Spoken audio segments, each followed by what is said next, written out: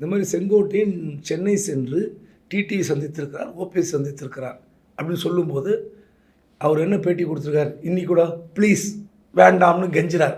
நான் யாரையும் பார்க்கல, நான் யாரையும் பார்க்கும் வழக்கமே இல்லைங்கிறார். யார்? செங்கோட்டையன்.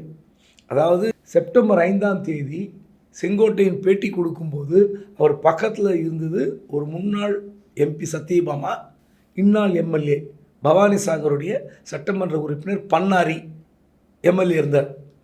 அவர் கூட இருக்கார் அன்றைக்கி.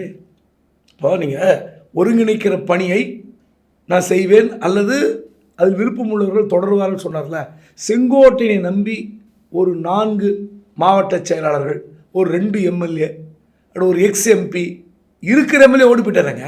இவங்க யாருமே வரலையே. நாள்தோறும் செங்கோட்டையனை பார்க்க கட்சியினர் வராங்க, திரண்டு வராங்கன்ற செய்தி ஃபோட்டோஸ்லாம் போட்டுட்டு தானே இருக்கிறாங்க.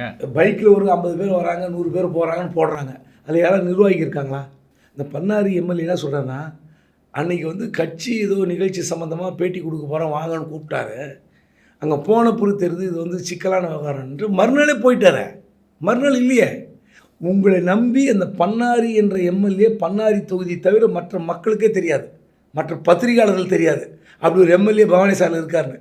இன்றைக்கி 2021 தேர்தலில் வெற்றி பெற்ற அன்னைக்கு தெரிஞ்சிருக்கோம். அதற்கு பிறகு ஏதாவது நிகழ்ச்சியில் பன்னாரி எம்எல்ஏ கலந்து கொண்டார்னு எதாவது இருக்கா? அப்படிப்பட்ட ஒரு எம்எல்ஏவும் கூட இல்லை உங்ககிட்ட.